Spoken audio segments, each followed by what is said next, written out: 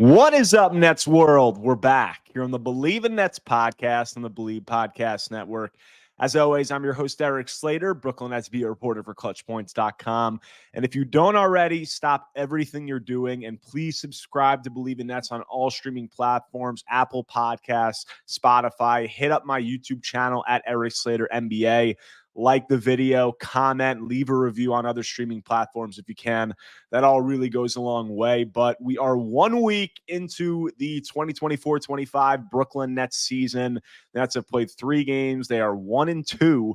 Just picked up their first win of the season last night, 115-102, an upset victory over the Milwaukee Bucks, who did not look great at all. But in today's episode, I'm going to be doing a solo recap of some of what we've seen and hitting the main stories and talking points throughout this first week of regular season action. And the first thing I want to start on is Jordi Fernandez, the first-time NBA head coach, the new hire, picking up his first win of the season against the Milwaukee Bucks. And I don't so much just want to talk about him picking up his first win, which is very cool.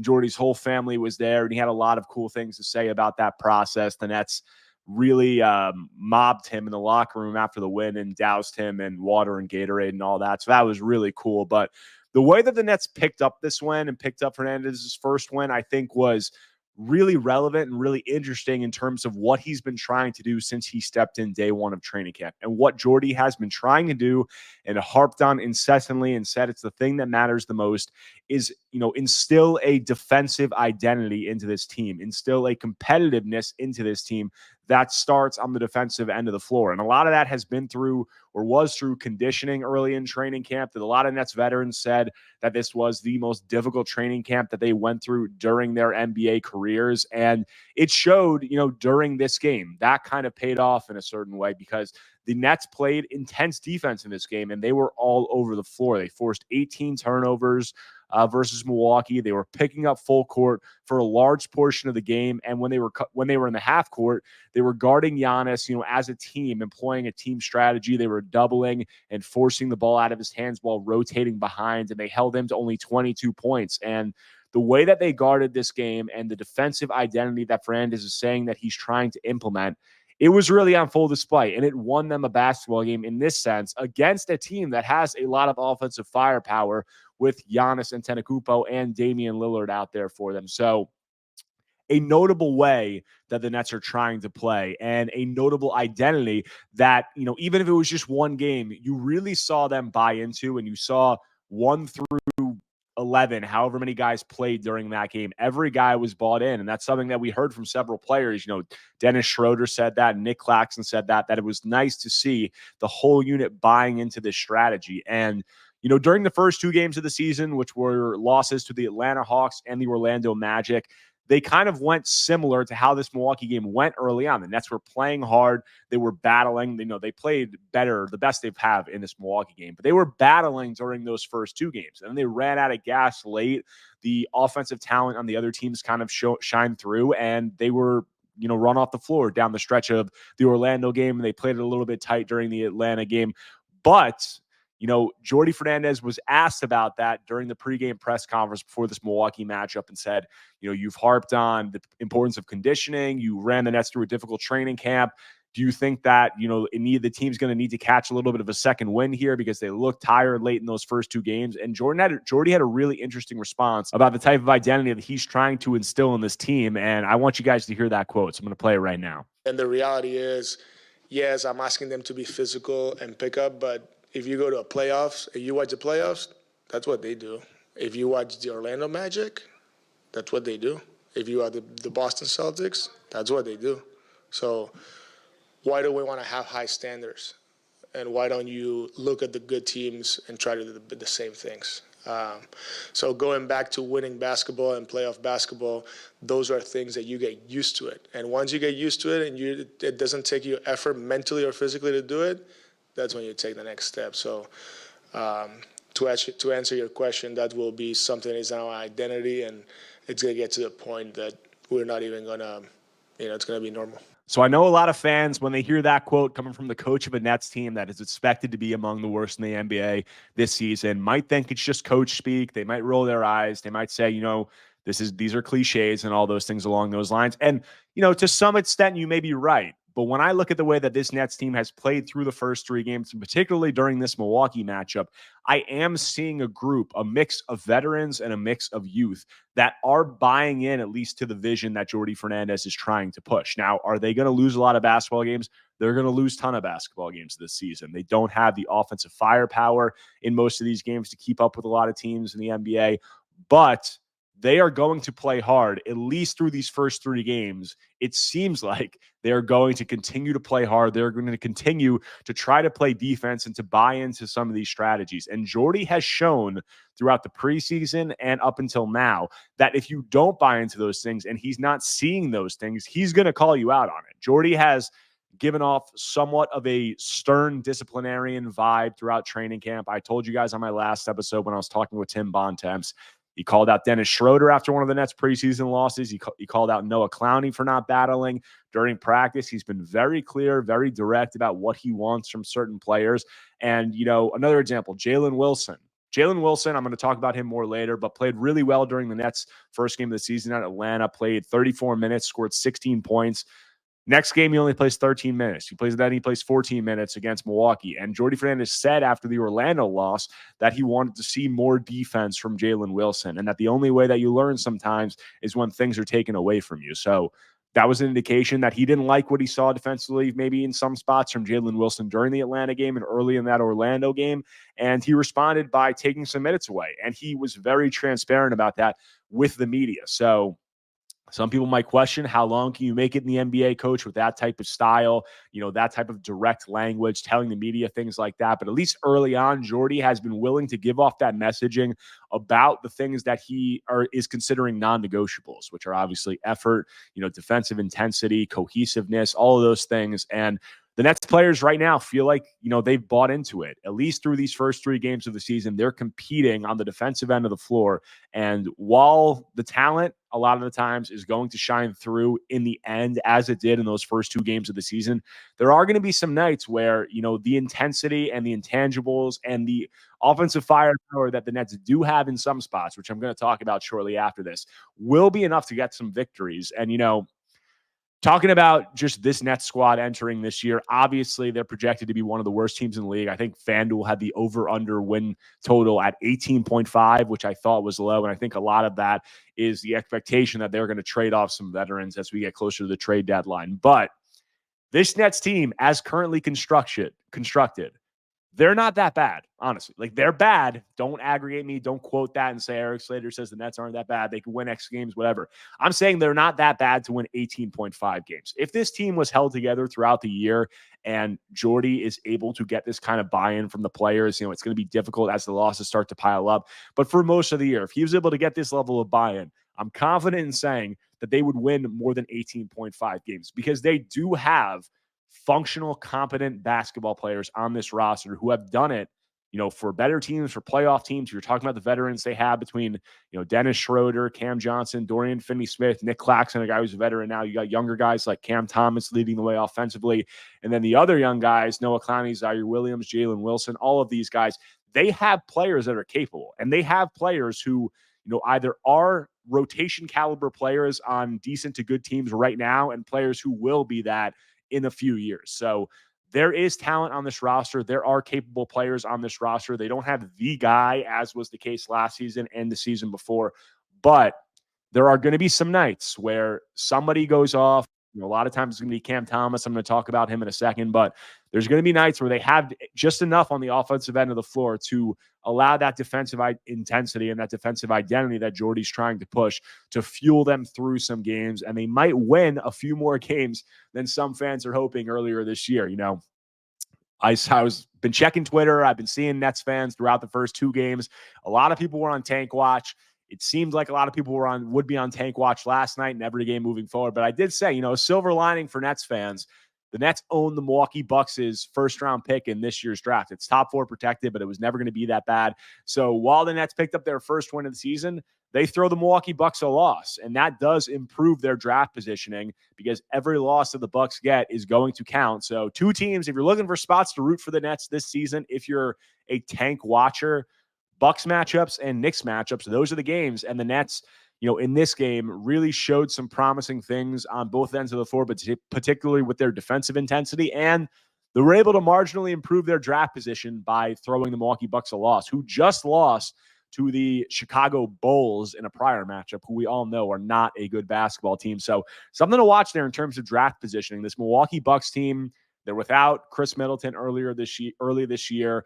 I don't think the Dame Lillard Giannis experiment has gone how they would have hoped last season and leading into early this year. They obviously made the coaching change. Doc Rivers hasn't shown great returns through, I think he's 30, 40 games as a head coach so far of the Bucks. So something to watch there with Milwaukee. They don't look great early this year. Some people have them as a potential blow up team this year, not in terms of the organization blowing it up, but just saying that they're going to perform well below how some people thought they might. So something to monitor, and a pick that could turn out a little bit better than some expected for the Nets. But moving on past Jordi Fernandez and some of the things we saw in terms of defensive intensity, let's move on to some individual players and what we've been seeing. And there's no other player that you should be starting with other than Cam Thomas, who through 3 games is averaging 30.7 points. I think that's 6th in the NBA on 48, 46, 90 shooting splits. He scored 32 against the Bucks last night and really took the game over in the second half and into the fourth quarter. Also kept the Nets in the game during the season opener against Atlanta and just refused to let them go away. Scored 20 points in the fourth quarter during that one. And one thing that I wanted to highlight right away about Cam is his mental fortitude and his bounce back ability during these first 3 matchups, because in all 3 of these games, he started off looking pretty bad. He shot 2 of 13 in first quarters through these first 3 games. Yet he's finished at, he's shooting 48%, nearly 50% he's finished in 2 of these 3 games. The other one, he was still decent. So that bounce back ability, that mental fortitude, that belief that the shots are going to that the shots will fall at some point is something that Cam clearly has. And I don't think that should be surprising to anyone, because anybody who's followed Cam Thomas through his high school, AAU, college, into the NBA, confidence has never been an issue, and confidence never will be an issue for Cam Thomas. So that's something that's nice to see, because for a lot of NBA players, that's half the battle right there. And Cam Thomas is certainly checking every box in that category. But another thing that I want to talk about is just the shot profile that Cam has displayed in these first 3 games, because it is trending in a positive direction. And if you're somebody who's, plugged into analytics and the different things that NBA coaches are looking for in today's day and age, Steve Nash had talked about it with Cam Thomas. Jock Vaughn had talked about it with Cam Thomas. The analytics have always been trending towards getting to the rim and taking more threes. While you might be a really good mid-range shooter, that's the way that the game is going, unless you're a shooter the quality of Kevin Durant, even him for the Phoenix Suns this year with Mike Budenholzer. They're talking about ways to generate more threes and make Kevin's life easier and get that whole offense running more efficiently. So that's the name of the game, is, layups and 3-pointers. And Cam is through his first 3 seasons, was one of the heaviest mid-range shooters in the NBA. And the shot profile has been different during these first 3 games. He's attempting 35% of his shots through the mid-range so far. That's a career low. In each of his first 3 seasons, that number was 50% or higher. The 3-point volume has gone up. He's at around 8 attempts per game, some off the dribble, some off the catch. Jordy's been playing him on and off the ball. And as I said, he's shooting 46% on those threes. So the 3-point shooting from LSU to his rookie season to second, third, and now fourth has trended up in terms of percentage, and the volume has also been growing. So that's a positive for Cam in terms of the types of shots that he's taking and the way that he's trying to pick his spots in the game. Now, Jordy said that, the goal was to make Cam more efficient this season. He alluded to, less dribbling into some of the shots, making him or having him play within the flow of the offense and getting him some looks in that way. And he's done that. Cam's also gotten the ball a good amount to do his thing. And, he's always going to have to do that this year because the Nets are just lacking offensive firepower. But I think the shot profile has been a positive. Now, we saw in this game last night, Cam was, I think, 9 for 20 against Milwaukee and really bounced back. I think he was 1 for 4, 1 for 5 to start. So bounced back after a rough start, as I said. There are still some moments where Cam is playing hero ball and his shot profile leads something to be desired. There are some difficult step back threes. There are some difficult floaters that you would like to either see him pass or maybe try to work to the rim. Those are shots that I think, are going to improve. And I think as Cam continues to watch tape with Jordy and this new coaching staff, they'll be able to weed some of those out. Cam's always going to take some bad shots because he's going to be asked to do a lot for a Nets team that is just lacking a ton of shot creation outside of him. But with these, takes, getting to the rim a lot more, with some of these threes that he's been able to hit in transition, off the dribble in the half court and off the catch in the half court, if he's able to limit to the best of his abilities, those tough step backs, those tough floaters, those tough side steps, he can make those shots, so he's going to take him, but he can do himself some favors by enhancing that shot profile and really sticking to the looks that he's able to create with his natural ability, with his ball handling, and also just within the flow of the offense. So I think that's something that you should be looking for with Cam, and I think that it's trended in the right direction as he's moved through the NBA, and it seems like this new coaching staff with Jordi Fernandez is really getting through to him early on about the way that they want him to play and the shot profile that they want him taking on. So positives, it can always get better, and I think it will get better, but from a scoring standpoint, it's been a very positive start to the season for Cam Thomas. When we're talking about passing, Cam's assist numbers are not high. He's only averaging 2.7 through 3 games. But if you look at potential assists, he's averaging 8 potential assists per game this season. Last season, after Kevin Ollie took over for Jock Vaughn and Cam was in a heavier on-ball role, he averaged 6.2. So that's a jump, 6.2 to 8.0. Now, as I said, it hasn't resulted in greater assist numbers. He's only averaging 2.7 through 3 games. Some of that is teammate shot making. Some of that is how Jordi Fernandez is using him. We've seen early in some of these games, particularly in the Orlando matchup, Cam was playing off the ball. He was in the corner a lot early on. He hasn't, done as much maybe as some people were expecting him to do on the ball or, in the preseason. I think in this Milwaukee game, it really ramped up a lot in terms of how much he was doing. It also did late in that Atlanta game. So, maybe some of those assist numbers will start to go up as the usage goes up. I don't know how much higher the usage can go up, but how much, he's handling the ball maybe goes up a little bit. So the assist numbers, I think, still, like to see improvement there. Cam is a guy who's always going to be he's a shot first guy. There's no debating it. That's what he wants to do. He wants to score. He wants to shoot the ball. That's how he's built. That's his makeup in terms of his mentality. Now, can that change? I think it can. He's in his 4th season. I think we've seen progression. We saw it last year in the second half of the year. He averaged 4 assists per game during a 2-month stretch late in the year. So there has been improvement. He has been willing in spots to take what the defense gives him and, just generate opportunities for his teammates also within the flow of the offense. He had a few really nice passes yesterday, one in particular where he drove and he kind of Euroed and he threw a lob through 2 defenders to Nick Claxton, which I think Nick might have thought was a shot because it went off the backboard and Nick didn't jump for it. But Nick was able to catch it off the backboard and dunk it, even though I think Cam got marked with a missed shot for that one, but it really was a pass. And we asked him about it post-game, and he said it was a pass. And Nick said he knew it was a pass, but I need my offensive rebound numbers. So he was joking about that. But I'd like, same as the shot profile, I think there's room for Cam to improve in terms of his passing. With the amount that he has the ball, you would like to see over 2.7 assists per game. At least in the Atlanta game, I remember a lot of that. He had 3 or 4 great passes for open threes that were missed by his teammates. So there were more opportunities for assists. And that's why I think sometimes the potential assist number could be a good, measure of some of that stuff. So I do think in terms of, mindset of pass first, shoot first, he's always going to be shoot first. I think we'd still like to see that equilibrium, trend in a little bit more of a passing direction. I think it will as the season goes on. But in terms of scoring, in terms of what we were expecting from Cam as a, shot creator and offensive engine, I think that it's really encouraging. I mean, over 30 points a game on good efficiency.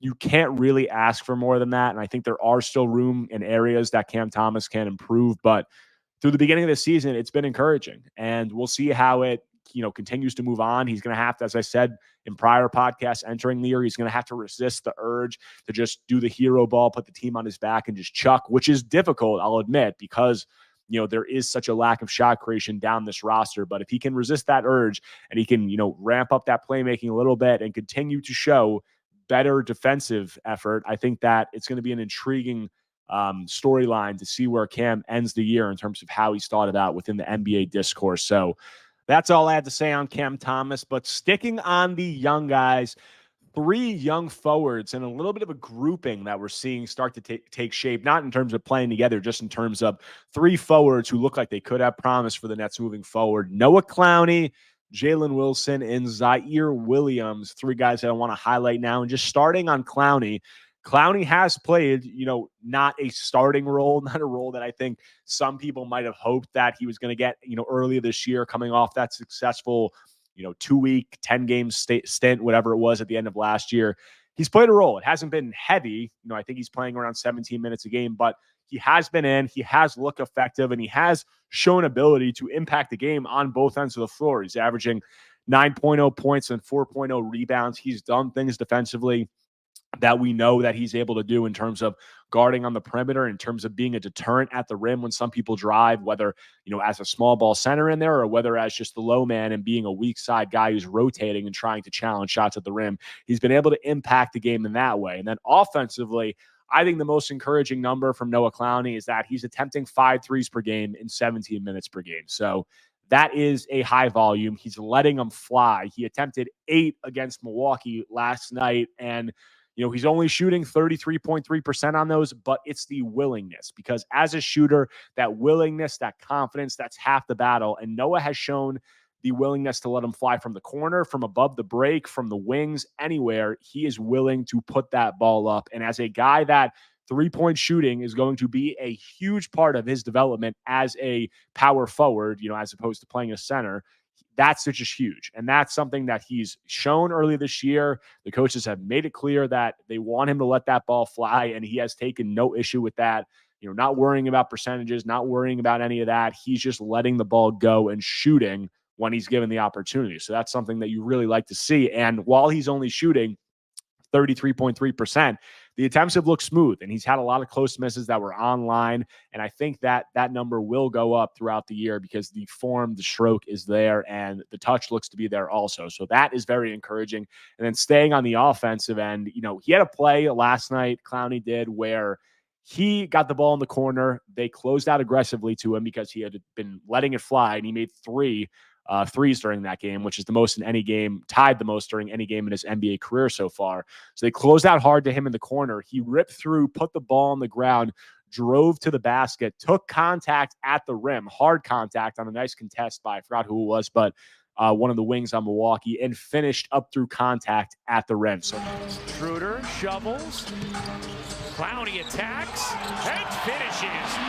That is a big man move. So that was a really encouraging play, I thought, something that I've talked about last year. And Noah admitted when I asked him about playing power forward versus center, said it was going to be a huge part of his development, was putting the ball on the floor, being able to attack closeouts, being able to self-create in areas and within the flow of the offense. And that play, I thought, was very encouraging in terms of him recognizing an aggressive closeout and him having the confidence, the dexterity, the ball handling, the strength to take it to the rim and finish through contact. So a really encouraging play there that Nick Claxton was fired up about on the court and after the game. And I think if you're talking about a guy, Noah Clowney, who's 20 years old, he obviously has promise on both ends of the floor. The things that we talked about on the defensive end, the things I highlight, guarding on the perimeter, protecting the rim, and also on the offensive end, shooting threes and being able to develop and add some tools for that offensive game that will allow him to play that 4 long-term and really be functional alongside a non-traditional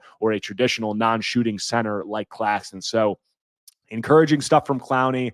And I'm excited to see what he does because I think that his usage and his role on this team is only going to go up as the season progresses. Moving on to Jalen Wilson. I already touched on Jalen Wilson, but a little bit of an odd path with him, through these first 3 games. Because as I said, he scored 16 points in 34 minutes during the season opener. I think he was 8 of 8 from the free throw line during that game. He was letting it fly from 3. He was doing some other things, trying to create on his own. And then the minutes trickled down, and it went from 34 minutes to 13 and 14 minutes the last 2 games, with Jordi Fernandez saying that he wants to see more defensive intensity. I guess he was referring to that Atlanta matchup where, I think the Nets guarded okay in spurts, but the defense wasn't really there for the whole roster. I watched the game. I didn't think Jalen was stuck out in terms of defensive intensity or anything along those lines. Maybe Jordy's just trying to send a message to younger guys, but those minutes have gone down. I have no doubt that they'll continue to trend up throughout this season, but I think that might say more about Jordi Fernandez than it does Jalen Wilson in terms of his willingness to call a guy out, his willingness to limit minutes based off of something that he's seen. So Wilson, a guy who I think is also another very encouraging guy. He was very encouraging during his rookie season. He obviously won Summer League MVP, and he was encouraging during this first game. Jordi Fernandez trying to send a message. He hasn't played a lot during these last two games, something that I think should continue to trend up because he's never been a guy that, coaches or have had a problem with defensive intensity or his willingness to compete on that end of the floor. And he has been willing to compete on that end of the floor from what I've seen. And he's also added to his offensive game in terms of, improving his three-point stroke since he's made the transition to the pros. So a guy who I think is very encouraging and I wouldn't worry about in terms of his workload because it will continue to trend up because the Nets really like what they've seen from him just throughout the process since they drafted him 51st overall. It looks like one of the steals of that 2023 draft because when you find a guy in the 50s in the draft who looks like he can be a quality rotation player in the NBA long term, that's always a huge victory. And the last guy I want to touch on through this young forward group is Zaire Williams, who has looked really good to start the year, and a guy who I think was really interesting entering the season as a flyer that the Nets took. The Memphis Grizzlies, a cost-cutting move. They wanted to re-sign Luke Kennard. They had to shed some money. They shipped Zaire off along with a second-round pick to the Nets in exchange for Mamadi Diakite. So it was basically the Nets acquired Williams and a second-round pick for free. He looked good in the preseason. People raved about him during training camp, and he's looked good early this year. He's averaging 7.7 points and 4.7 rebounds, only playing 18 minutes a game. So good production in that short time. And I think that his three-point stroke has looked very solid. He shot 4 of 7 from 3, so obviously low sample size, but he was letting them fly in the preseason, and the stroke has looked smooth during these first few games. And that was always the question with Zaire was, could he develop the offensive, aspects of his game? Also, I think he had the defensive tools where coaches thought that they could maybe get more out of him on the defensive end. But the issue with his game was always the offense. It was the outside shooting. He shot, I think, below 30% throughout his 3 seasons with the Grizzlies. And that was something that needed to improve because if you want to play in the NBA as a wing at this level, you need to be able to shoot from 3. And you also need to probably be able to attack closeouts to do the other things that I was talking about with Noah Clowney and, be able to create off the dribble, at least somewhat within the flow of an offense. Now, I think Zaire has a long way to go in that regard. His takes to the basket in the half court and in transition often look out of control. He struggles finishing. He's not a mid-range shooter, but at least for now, the three-point stroke has looked smooth. And if you're talking what I talked about at the top in terms of intensity, competitiveness, fight on defense and on the boards, Zaire shows all of that. We all know that, he's got the size. While he has a slight frame, he's 6'9", got a long wingspan. He's got good athletic ability, and he's used that throughout the preseason, has made it a point to use that on defense, pressuring. We had him in the third quarter of this game against Milwaukee. He's picking up Damian Lillard full court. And that's all coming from Jordi Fernandez saying to do that, pushing him in that direction. And he's had no problem buying in and, attacking that assignment with the best of his ability. So they're on defense, the boards, he's everywhere. Every 50-50 ball that he's in the vicinity of, he's going after it 100%. So those athletic tools that, those defensive capabilities, in addition to ramping that up, I think the three-point stroke looking pretty decent is a very positive development for Zaire Williams and a guy who the Nets acquired for nothing, for free, a guy who, said that he didn't feel that, maybe he had the opportunity to develop the way that he wanted to with the Grizzlies. Obviously he came in as a raw prospect and they were trying to, compete and contend his rookie season and his second season alongside Ja Morant last season. Obviously didn't go the way he would have hoped, even with that, a little bit more of that rebuilding vibe. But he comes here, he gets the change of scenery, and he's a guy that is 23 years old, and the Nets should be able to develop on if he looks good this season, give him every opportunity to try to unlock those aspects of his game that he felt he couldn't with Memphis, just because the expectations are going to be so low this season and the next. So I think it's a really good match in that regard. And obviously in his 4th season, Zaire is entering the final year of his contract, did not get a rookie scale extension, same as Cam Thomas and Day'Ron Sharpe. But if he plays well this year and the Nets are able to lock him in on a medium-term deal, at good value, he could be a guy who on this next contract could have good value for them just in terms of a low-cost guy who can kind of be an extended flyer to see if they can turn him into a guy that can be a rotation player on a quality team down the line. So good stuff from Zaire Williams, and all 3 of those young guys, I think, are very promising and are going to be frequent talking points with the Nets this season. Now moving on to the veterans, Dennis Schroeder, Cam Johnson, Dorian Finney-Smith. I would have mentioned Schroeder earlier because he's playing so well, but I wanted to keep these veterans and these young guys together to kind of separate those groupings. But I'm starting with Schroeder because Schroeder, has been playing great early this year. I think, not too great against Atlanta, but against Orlando and this last game against Milwaukee, he looked very, very good. And he looked every bit of the controlled, poised veteran floor general that, people know that he is throughout his NBA career. He's at 20.7 points, 6.3 assists, 47, 56, 86 shooting splits.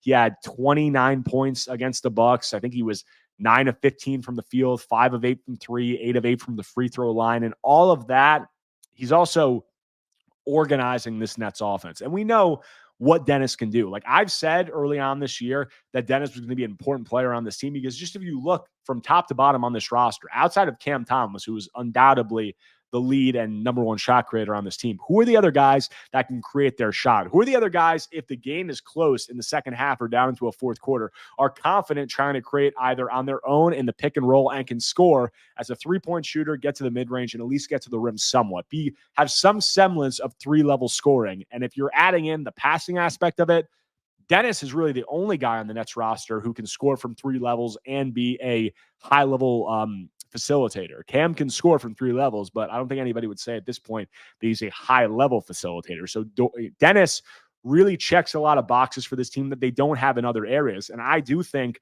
that offensive organization, that stabilizing presence, that leadership is important on a team full of young guys. And I said, before the season that, Dennis is going to be an important guy as a leader. And, it's something I didn't even mention just now. There was a clip, I think you guys probably all saw it after the Magic loss where the Nets were walking through the tunnel and some Magic fan called Ben Simmons trash. And I couldn't see him in the video. I don't think anybody could see the guy who said it in the video, but it was probably one of those things. Ben was 8 steps ahead of him. He says, "You're trash," and probably like ducks behind somebody like a little you-know-what. And Ben turned around and said, "Why don't you say it from your face with a explicative that I can't say on this podcast right now live?" But as soon as Dennis heard that, he turned around, he walked right up to the guy and he got in his face and he said, "Who's talking shit to Ben?" All that, and was looking for the guy and people were pointing to him. And he got right in the kid's face, or the guy's face. I don't know what the person looked like, and had to be separated by team personnel. Now, is it the biggest deal? No, but I do think it's an example of Dennis, taking pride in taking on a leadership role, sticking up for his teammates. And I think that guys on the team see stuff like that. Like you see in the video, Jalen Wilson, some of the Nets' other young guys are seeing this, and Dennis is the first one to turn around and go back. And then they're kind of standing there and looking at this. And I do think that stuff like that matters. I do think that stuff like that, young guys see that. They say, okay, this is how a team's supposed to be. You're my teammate. I got your back. I'm sticking up for you no matter what's going on or off the court. We're in this together. And I think that leadership matters. And that's just talking about the leadership in terms of team dynamics and things along those lines. I also touched on the on-court importance of him being an offensive organizer, of him being a guy who can be a table setter and create and generate looks for these younger guys. And I think there's importance in that. And I said it, I was on a podcast this offseason, with Pete from Nets Fans, and he asked me about, I think he was asking me about the trade market for Dennis Schroeder. And I said something along the lines of, Dennis has importance in terms of being the Nets' only true point guard on this roster. The Nets do not have a true point guard on this roster outside of Dennis Schroeder. They have Ben Simmons, who, I don't even really consider a point guard. I call him like a point center or a point forward. He can facilitate, but in the half court, he's not a point guard. He can't run pick and roll. He can't shoot. He doesn't want to look at the basket. Like, that's not the way that a point guard really operates. Outside of that, you got Shake Milton, like a combo guard. He can run some point, but he doesn't do it at anywhere near the level of Dennis. So they don't have that guy. And I said on the podcast that if they trade Dennis, like, they don't have a point guard. Like, they really don't have somebody who can set up this team and organize this offense. Now, I think there's an argument of how much people might think that matters because the Nets are tanking this year and they're trying to, not trying to win games. I'll put it that way. But I do think it matters in terms of having structure for these younger guys. And that's why, I've made my stance on Ben Simmons being a point guard out there alongside Nick Claxton. Like, I've made my stance very clear on that pairing and how I think it can negatively impact the younger guys on the court alongside them. And I'll get into Ben Simmons' numbers, shortly here when I close it out. But Dennis, having him, I think, is important. Now, in terms of the trade, I said that, and I think some people naturally, like a lot of fans, Pete posted the clip, and a lot of fans came in and were like, oh, Dennis Schroeder's a veteran. He's got no future on this team. You trade him. Like, you can't pass up on that for veterans. What, are we crazy? And look, guys, like, I'm not saying that the Nets should pass on anything significant if they're offered it for Dennis Schroeder. If they're offered anything significant in terms of a draft asset or a young player, I don't think they're in a position to pass on that. But I just wrote an article about this, and the way that I put it was, if the trade market for Dennis is lukewarm, and we're talking about, mediocre salary fillers and second-round picks and things along those lines, not good second-round picks, I would not be at all surprised if the Nets held on to Schroeder for his leadership and his presence as an offensive organizer. And, I don't think that they would be wrong in that scenario, honestly, because I do think that there's importance to the things that Dennis is bringing. But it might be a moot point if he continues to play this way throughout the year. Like, I don't think he's going to stay at near 21 points a game on close to 50, 40, 90 shooting splits. That will obviously go down. But if he's playing this well, I do think that there are going to be teams that will have interest in him. And I do think that maybe that trade market, it will be where the Nets can get something significant. And in that case, they should probably pull the trigger. So we'll see.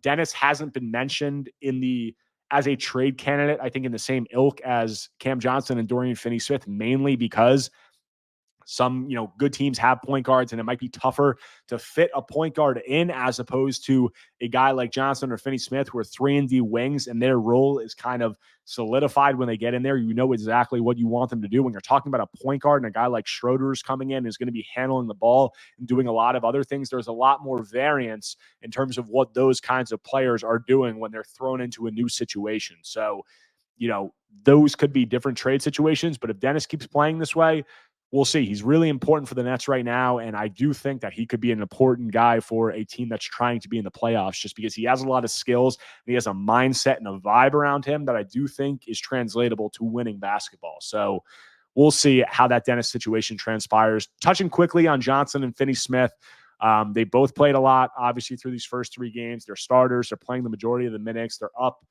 Cam's been up in the mid-30s in minutes. Dorian's been behind him, but not too far. And they're playing hard. They've struggled shooting the ball so far.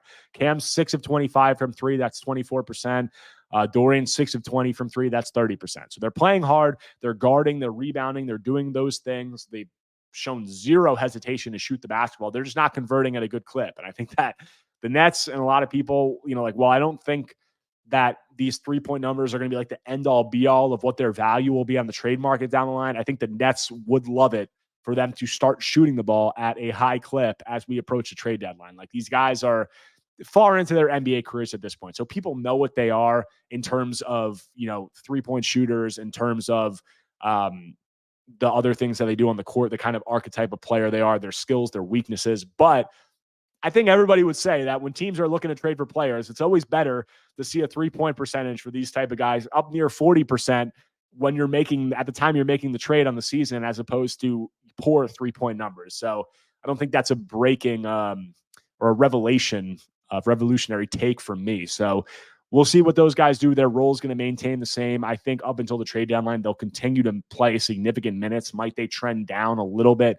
It's possible, but we know what those guys are going to be. And I think that hopefully they start to shoot the ball, or the Nets are hoping that they start to shoot the ball better, obviously, as the season goes on. Last thing to close it out, I have to talk about Ben Simmons, because he has started all 3 games for the Nets so far and has continued when he's been on the floor to play a significant role in what they're trying to do in terms of ball handling and a lot of different things with organizing the offense. And, Nick Claxton is returning from a hamstring injury, a guy I haven't talked about because he hasn't played a ton compared to what he normally would. But, touching on Clax quickly, he's been trending up in the minutes department every game. He played, I think, 21 minutes last night, which was the most that he has played. He looked really good. I think he was 4 of 4 from the field. He had a double-double, like 12 and 11, was contesting shots, had a few really nice blocks, was running the floor, had a really nice coast-to-coast take with the Euro. So Nick's looked good. Nick's coming back from a hamstring injury. I think everybody knows that he'll make it back to, being a focal point of this team, and people know the skills that he has and the things that they want him to build on. But with Nick's sideline, Ben's been playing a lot in this kind of point center 5-out role. And, it hasn't looked great. Like it just hasn't. Like he started off well against Atlanta in the first half. He looked really good for a large portion of that first half. And then he disappeared in the second half, getting into some foul trouble. And then it's been more of the same in the Orlando game and this Milwaukee game last night. He hasn't looked very good. And I think what is at the center of him not looking very good, and it's been at the center of him not looking good since the end of not that he hasn't looked good at any point. Like he's had points where he's impacted basketball, but the main debilitating thing since the end of his 76ers tenure and into his Nets tenure has been his lack of willingness to hunt his own shot, to get to the rim, to put pressure on defenses, to do all those things that made him great early in his NBA career. He's just afraid to do it. Like there's no other way to put it. He's scared to do these things. And is he always scared? Like, no, like he'll do it in spurts, but he cannot do it consistently. He has not been able to do it consistently since he joined the Nets at any point, and it has not. And at this point, I think I can say it will not change. Like this is 3 years now. We're going on this, doing the same thing, and it's just not changing. And Jordi Fernandez wants it to change. Like Ben has moments where he'll attempt to drive to the basket, initiate contact, try to finish, put pressure. It's usually at the beginning of a game or a quarter, but he hasn't been doing it.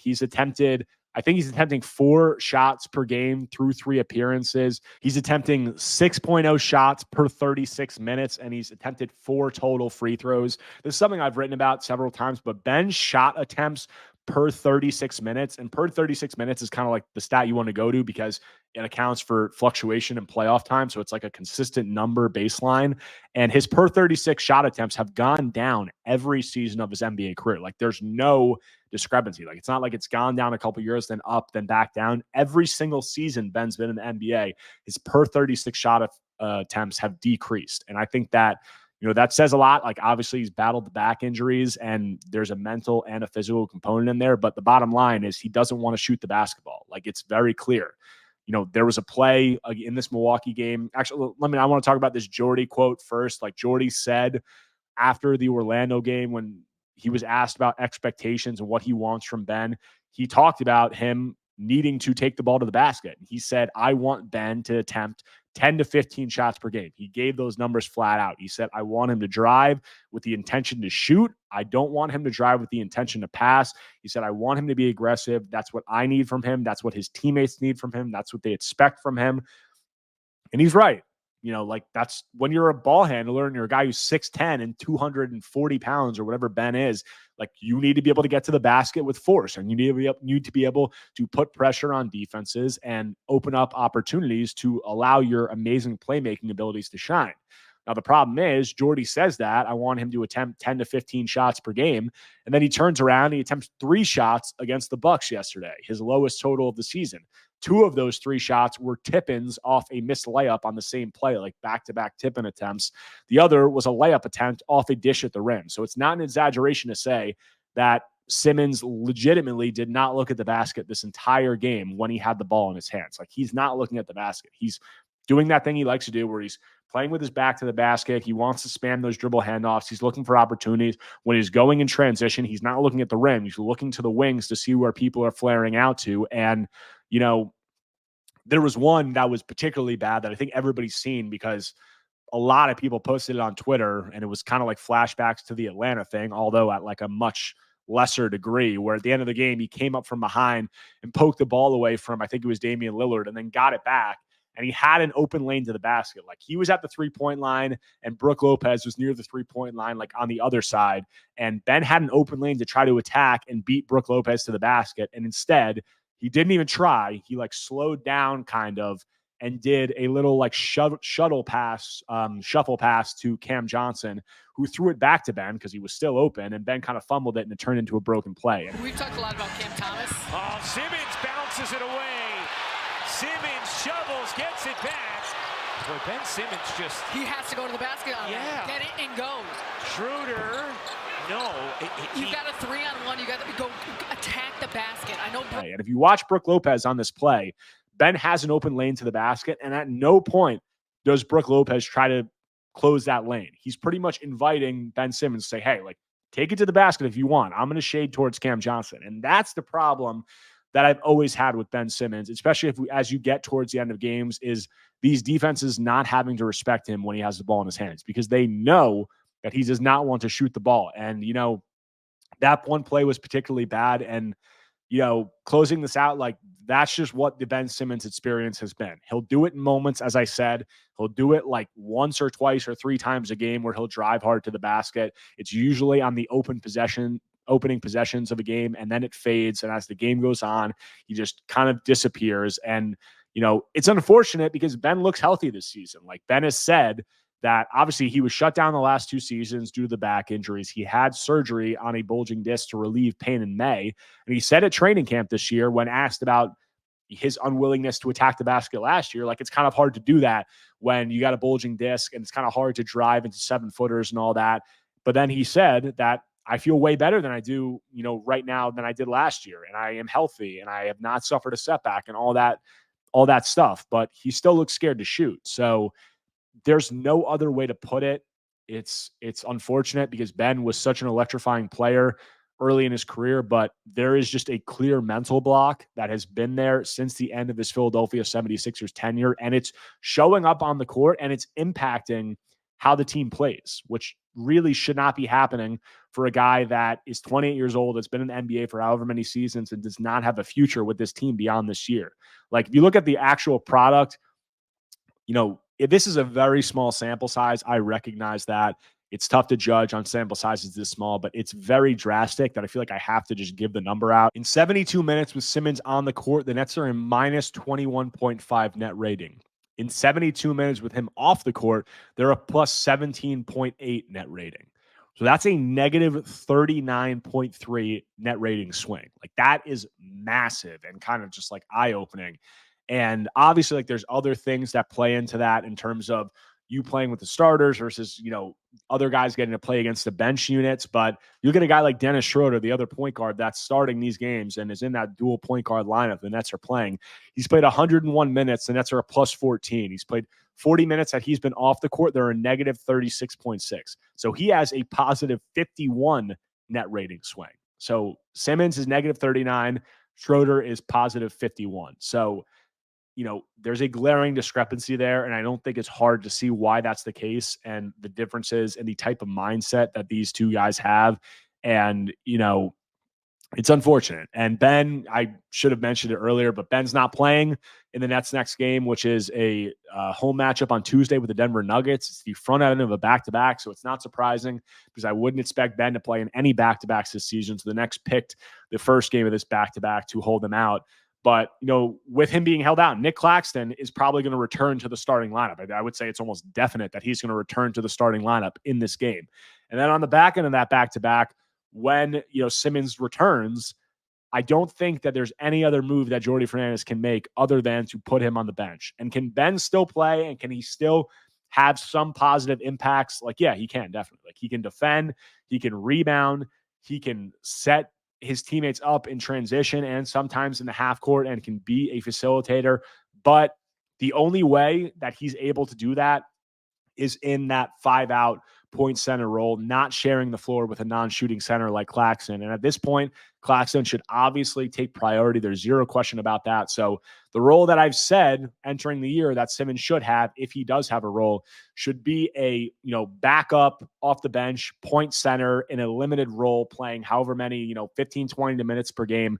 That should be the role he should play. And honestly, like, if he's going to continue his NBA career, that's the role that he's going to play, because with these deficiencies and with him being, completely afraid, frankly, to shoot, he's not going to be a starter in the NBA. He's not going to play alongside centers that are non-shooting. Like, it's just down the stretch of a game for a good team and like a big moment, he cannot be on the floor. Not wanting to shoot free throws and not wanting to shoot or look at the basket in those moments, you can't be on the floor. You just can't. Like, it's not how basketball works. It's not a way that you can be successful as a basketball team. So we'll see. I'd expect Claxton to come back in the lineup, and I don't really think, as I said, that Fernandez has another option other than to move Simmons to the bench, and I think that that'll change the team dynamic a little bit, which was always going to happen because Claxton was always going to make his way back from the injury and play significant minutes. So whether or not Simmons was moved to the bench, it was going to change the team dynamic. But yeah, we got some interesting Nets basketball coming up. I think this team looks more interesting than some people maybe thought it would. I think a lot of people were just expecting the tank for them to look terrible, and they've competed in all three of these games, and they still do have good basketball players up and down the roster. It might not be the way they fit, like some people describe it as an island of misfit toys, but they have guys who can play. They have young guys who are developing. They have veterans like Schroeder who are helping out in that process, and I think that that's all exciting. And if you're a Nets fan, I think these 3 games have gone just about as well as you could hope for in terms of them competing, young guys developing, and them posting a 1-2 record while beating a team, the only win they have being against a team whose draft pick they have. So that does it for this episode of Believe in Nets on the Believe Podcast Network, your one-stop shop for everything happening across the sports and entertainment world. As always, I'm your host, Erik Slater, Brooklyn Nets beat reporter for ClutchPoints.com. Please, please, please subscribe to this podcast on all streaming platforms. Go to YouTube, go to my channel at Erik Slater NBA. If you enjoyed this video, like it, leave a comment, subscribe, share on all socials, do all that. It really helps me, and I really appreciate all your guys' support because you're what allows me to keep doing this kind of work, and it's stuff that I just really love doing. So I'll continue to do it. I'll have more coverage of the Nets as we move on through this season here on Believe in Nets. Talk to you guys soon.